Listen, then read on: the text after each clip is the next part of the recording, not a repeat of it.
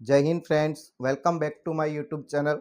આજે આપણે મળી રહ્યા છે સ્ટાન્ડર્ડ 12th આર્ટ્સ હોય, કોમર્સ હોય કે સાયન્સ, ત્રણે ત્રણ સ્ટ્રીમની અંદર સબ્જેક્ટ ઇંગ્લિશની અંદર જે મોસ્ટ આઈએમપી પ્રશ્નો આવનાર બોર્ડની એક્ઝામ છે તેની અંદર પૂછાવાના છે. તો એમાં આજના વિડીયોની અંદર આપણે સેક્શન ઈ, જેમાં એસે, રિપોર્ટ, એપ્લિકેશન, ઈમેલ છે, તો આ બધા જ જે ટોપિક છે તે પૂછાય છે. તો ઘણીવાર વિદ્યાર્થીઓ અમે પેપર તપાસવા જઈએ છીએ, અમને ખ્યાલ છે કે મોટાભાગના સ્ટુડન્ટ છે એ સેક્શન એ આખો કોરો હોય છે કે જેના સિંગલ માર્ક્સ પણ તેને મળતા નથી, જેના કારણે તેની ફેલ થવાની સંભાવના વધી જતી હોય છે. તો આપણે તો પૂરો ભરોસો છે કે આપણી પાસે જે સ્ટુડન્ટ્સ ભણેલા છે તે વિદ્યાર્થીને સેક્શન ઈ જબરદસ્ત રીતે માર્ક્સ અપાવે છે, કારણ કે તેને વધારે કશું કરવાની જરૂર નથી.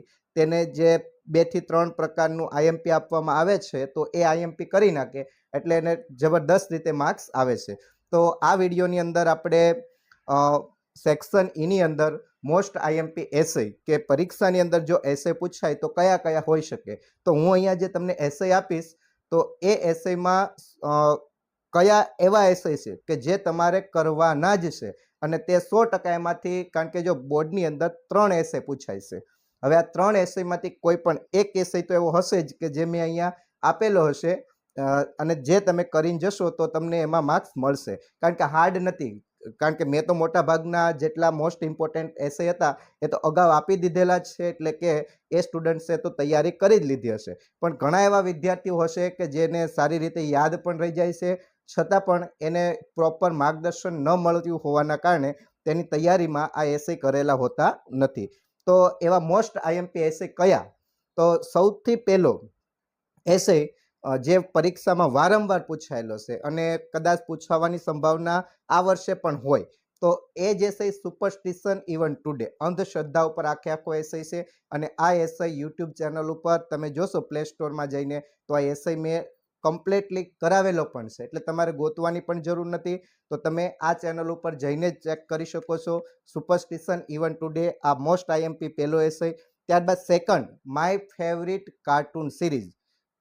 ક્લિયર? તો આ માય ફેવરિટ કાર્ટૂન સિરીઝ છે એ એસે પણ મેં આ ચેનલ ઉપર મૂકેલો છે અને એમાં માય ફેવરિટ કાર્ટૂન કેરેક્ટર પણ આવી શકે, એટલે કે માય ફેવરિટ કાર્ટૂન કેરેક્ટર જો પૂછાય તો પણ તમે એ જ એસે લખી શકો અને તેના માર્ક્સ તમે મેળવી શકો. એ રીતનું મેં આખી એસે બનાવેલો છે. તો સેકન્ડ નંબરનો છે માય ફેવરિટ કાર્ટૂન સિરીઝ. ત્યારબાદ ત્રીજો જે છે વુમન એમ્પાવરમેન્ટ, એટલે કે સ્ત્રી સશક્તિકરણ ઉપર આખો એસે છે, તે પણ મોસ્ટ આઈએમપી એસે છે. ત્યારબાદ 4 નંબરનો એસે છે માય ગ્રાન્ડ પેરેન્ટ્સ. તો આ જે માય ગ્રાન્ડ પેરેન્ટ્સ છે તે પણ માય ગ્રાન્ડ પેરેન્ટ્સ એસે છે, એ પણ પૂછવાની સંભાવના રહેલી છે. તો આ જે 4 એસે મેં આપ્યા છે તે મોસ્ટ આઈએમપી છે, એટલે કે આ 4 સૌ પ્રથમ તમારે કરીને જ જવાના છે. 4માંથી કોઈ પણ એક એસે તો હશે જ, અને આ એક એસે તમારે બીજે ક્યાંય ગોતવાની જરૂર નથી, આ ચેનલ ઉપર ઉપલબ્ધ જ છે. તો સૌથી પહેલા આ 4 એસે તમારે કરી નાખવાના છે. હવે કદાચ ન આવે અને બીજા કયા પૂછાઈ શકે, તો જો 4 તો મોટા ભાગના વિદ્યાર્થીને કરીને જવાના છે, પછી જો કોઈ પાસે ટાઈમ રહે તો એક નાનકડી એવી નજર તમે નાખી શકો છો, જેમાં 5 નંબર ઉપર માય એમ્બિશન ઇન લાઈફ, એ પણ આ ચેનલ ઉપર ઉપલબ્ધ છે. ત્યારબાદ 6 number each one tree one, કારણ કે પર્યાવરણ વિશે પણ કદાચ પૂછાય તો તમે આ એસે માની શકો કે એ આપે, ઈચ વન ટ્રી વન. ત્યારબાદ 7 નંબરનું છે એડવાન્ટેજ અને ડિસએડવાન્ટેજ ઓફ લોન સિસ્ટમ. આ પણ ઘણીવાર 1-2 વાર એક્ઝામમાં પૂછાયેલો છે. તો આની પણ થોડી ઘણી ડિટેલ્સ તમારી પાસે હોય તો તમારી જો સેન્ટેન્સની, એટલે કે ટેન્સ છે એ તમારું સ્ટ્રોંગ હોય તો તમે એના સેન્ટેન્સ લખી શકો. ત્યારબાદ 8 નંબરનો જે એસે છે the problem of noise pollution, એટલે કે પર્યાવરણને લગતું જો કોઈ એસે પૂછાય તો તમે આ લખી શકો છો, the problem of noise pollution, તો એ આવી શકે.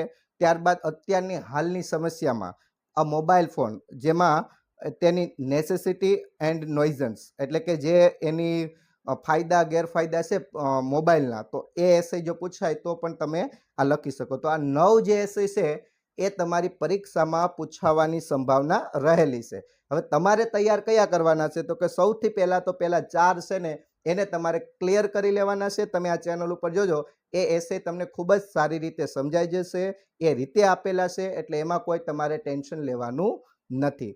તો આ 9 એસએ આપણે આ વિડીયોની અંદર રાખીએ. તો આ મોસ્ટ આઈએમપી એસએ હતા. અને એસએની યાદ રાખવાની પણ સ્ટ્રીક છે. તમે ક્યાંયથી કોપી કરો એના કરતાં તમને એટલી ખબર પડે ગઈ કે ભાઈ અંધશ્રદ્ધા ઉપર એસએ છે તો તમારા શબ્દોમાં પણ એને લખી શકો છો. એટલે બહુ હાર્ડ નથી, થોડીક મહેનત કરવી પડે. અને જો તમને ટેન્સ સારી રીતે આવડતું હોય તો તમે ડેફિનેટલી વાક્ય રચના જાતે બનાવી અને તૈયાર કરી શકો છો. અને મારા સ્ટુડન્ટ્સ જે મારી પાસે અભ્યાસ કર્યો એને તો આ પ્રોબ્લેમ જ નથી, કારણ કે આ એસે ઓલરેડી એણે કરી લીધા છે. અને જો તમે આ એસે કમ્પ્લીટ કરી લીધા હોય તો કોમેન્ટમાં કરજો, કોમેન્ટ કરી અને જણાવજો કે કેટલા વિદ્યાર્થીઓને આ એસે પાકા થઈ ગયા. ઉપરના 4 છે ને એનું કહું છું, બાકીના તમે નથી કર્યા તો એકવાર નજર નાખી લેજો. બાકી ઉપરના જે 4 એસે જે વિદ્યાર્થીને થઈ ગયા હોય એ વિદ્યાર્થીએ કોમેન્ટ કરી અને જણાવજો કે અમારે આ એસે છે એ કમ્પ્લીટ થઈ ગયા છે. તો જો આ વિડીયો તમને હેલ્પફુલ થયો હોય તો બીજા વિદ્યાર્થીઓને પણ શેર કરો, જેથી એને પણ આનો બેનિફિટ મળી રહે અને બોર્ડમાં તમારે સારી રીતે માર્ક્સ મેળવી શકો. તો મળીશું એક નવા જ વિડીયોમાં. નેક્સ્ટ છે એ આપણે મોસ્ટ આઈએમપી એપ્લિકેશનનો વિડીયો બનાવવા જઈ રહ્યા છે, કે જે પણ તમારી પરીક્ષાની અંદર જો એપ્લિકેશન તો આપણે શીખવાડેલી છે, પણ એ એપ્લિકેશન કઈ કઈ હોઈ શકે તો આપણે એમાં ડિગ્રીની ખાસ જરૂર છે. તો એની ડિગ્રી તમે તૈયાર કરી શકો, જેથી તમારો એક પણ માર્ક્સ કપાશે નહીં. તો મળીશું એક નવા જ વિડીયોમાં. ત્યાં સુધી ગુડ બાય, ટેક કેર, જય